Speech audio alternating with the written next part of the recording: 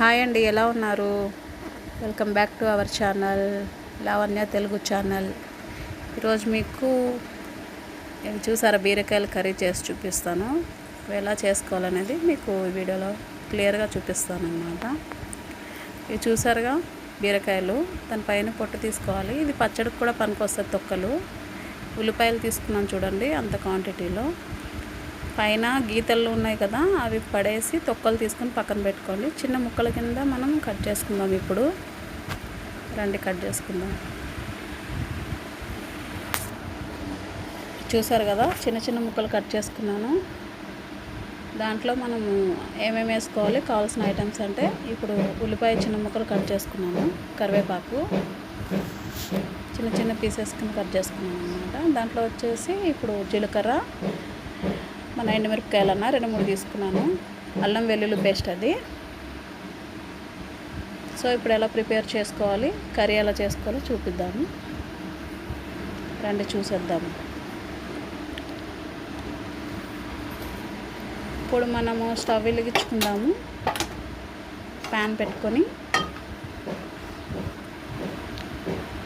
దాంట్లో మనం సరిపడగా ఆయిల్ వేసుకుందాము. ఇది దగ్గరికి చేసుకునే కర్రీ కాబట్టి ఆయిల్ ఎక్కువ వేసుకుందాము.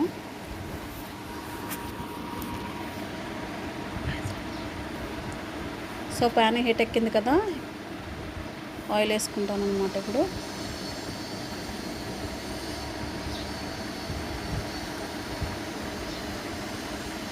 సరిపడగా వేసుకోండి మీరు కూడా. నేనైతే కొంచెం ఎక్కువ వేసుకున్నాను.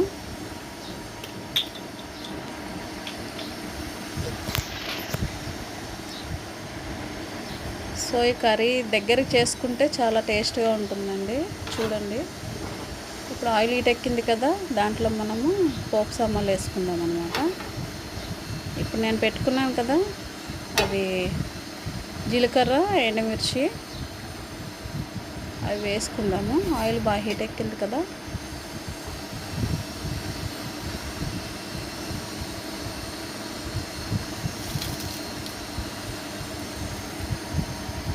బాగా ఫ్రై చేసుకొని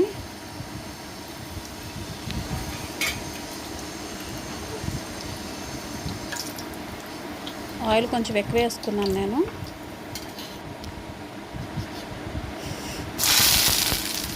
దాంట్లో ఆనియన్స్ వేసుకుందాము. ఆనియన్స్ కూడా బాగా ఫ్రై చేసుకున్నాము.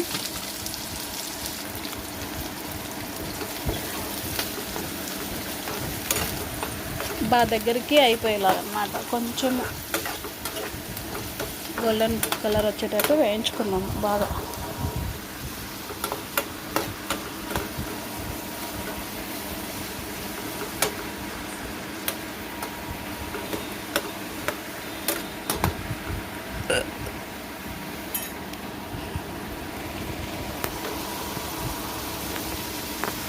నేను బీరకాయ తొక్కలు కూడా మీకు పచ్చడి ఎలా చేసుకోవాలనేది మీకు చూపిస్తాను.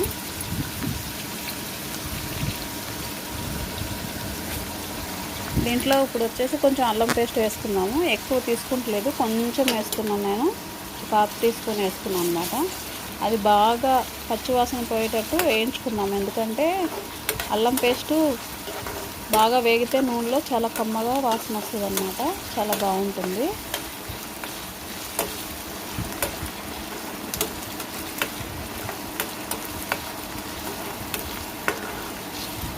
ఆయిల్లో వేయించుకుంటే చాలా బాగుంటుంది అన్నమాట. నేను ఫ్రెష్ తీసుకున్నాను అల్లం పేస్ట్, ఇంట్లోనే తయారు చేసుకున్నాను అన్నమాట.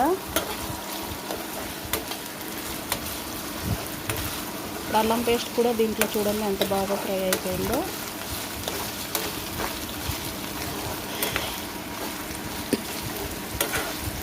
దగ్గరికి అయిపోయింది కదా, ఆనియన్స్ మంచిగా అంతా పోపు అంతా చూడండి బాగా ఫ్రై అయింది కదా. ఇప్పుడు దీంట్లోకి మనము బీరకాయ ముక్కలు వేసుకుందాము కొంచెం కొంచెంగా. ఎందుకంటే నేను కొంచెం క్వాంటిటీ ఎక్కువ తీసుకున్నాను బీరకాయలు. కొంచెం కొంచెంగా వేసుకుంటాం అన్నమాట. బీరకాయ మంచిగా ఫ్రై అయినాయి ఆనియన్స్. ఇప్పుడు బీరకాయ ముక్కలు వేసుకుంటాము.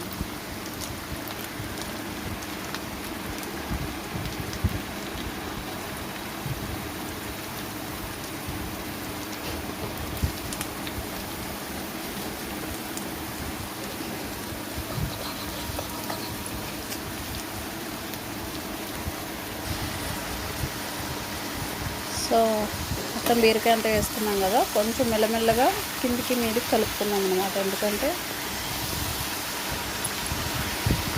నేను కడాయి చిన్నది తీసుకున్నాను, కొంచెం కొంచెంగా మెల్లమెల్లగా కలుపుకున్నాను. దీంట్లో వాటర్ అవసరం లేదు, ఎందుకంటే ఆల్రెడీ బీరకాయలో చాలా వాటర్ వస్తుంది. మీరు చూడండి ఇప్పుడు ఎంత వాటర్ వస్తుందో.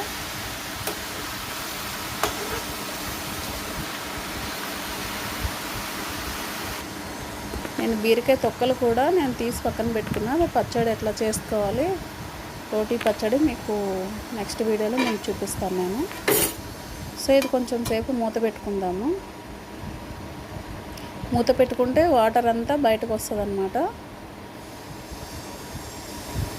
వాటర్ అంతా బయటకు వచ్చి ఆ వాటర్తోనే మొత్తం అంతా బాగా ఉడుకుతుంది. మనం వాటర్ వేయాల్సిన పని లేదు. ఒకసారి మనం ఇప్పుడు మూత తీసుకొని కలుపుకొని చూద్దాము. చూడండి ఎంత వాటర్ వచ్చిందో. బీరకాయలో ఎంత వాటర్ ఉంది, అసలు నేను వాటర్ ఒక్క చుక్క కూడా నేను వేయలేదు, అందుకని అంత వాటర్ వచ్చిందనమాట. సో ఇప్పుడు దీంట్లో వచ్చేసి మనం ధనియాల పౌడర్ వేసుకుందాము. 1 టీ స్పూన్ తీసుకున్నాను.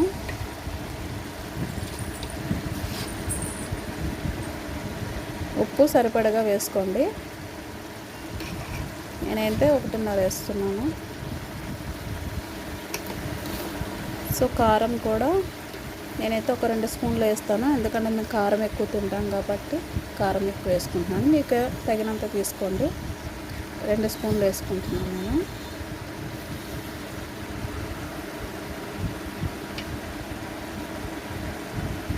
ఇది బాగా కలుపుకుందాం ఇప్పుడు.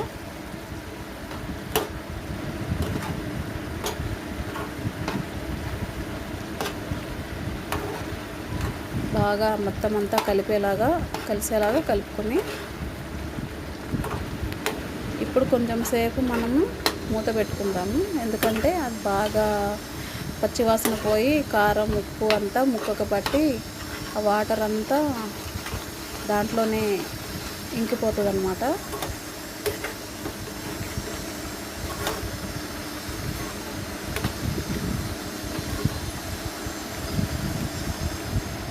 బాగా కలుపుకున్నాం కదా, చూడండి వాటర్ అంతా పైకి వచ్చేసింది.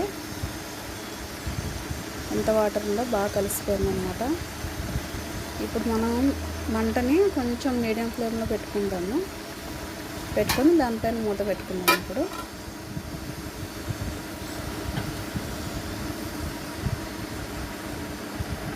సో ఇప్పుడు ఒక 5-10 మినిట్స్ చూద్దాము, దగ్గరికి అయిపోతుంది అన్నమాట.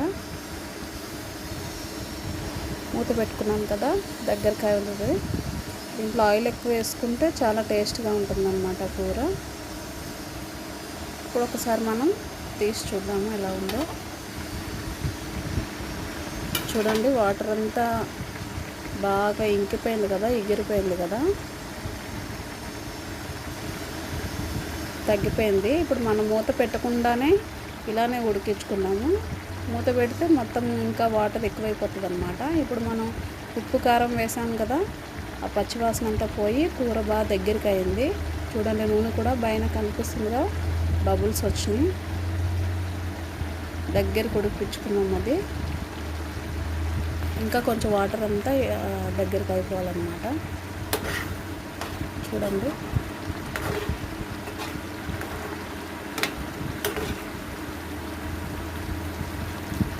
దగ్గరికి అయింది కదా.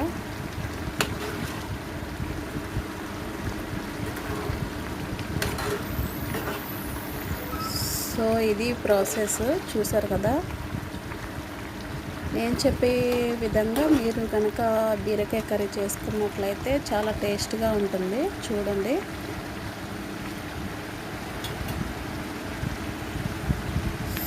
సో ఫ్రెండ్స్, నేను నెక్స్ట్ వీడియోలో మీకు బీరకాయ తొక్కలు పచ్చడి ఎట్లా చేసుకోవాలో నేను చూపిస్తాను, అది వీడియో చేస్తాను నేను. సో ఫ్రెండ్స్ చూసారుగా ఈ వీడియో, మీకు నచ్చినట్లయితే నాకు ఒక కామెంట్ చేయండి. సో నా ఛానల్ని సబ్స్క్రైబ్ చేసుకోండి. చూడండి దగ్గరికి అయిపోయింది కదా.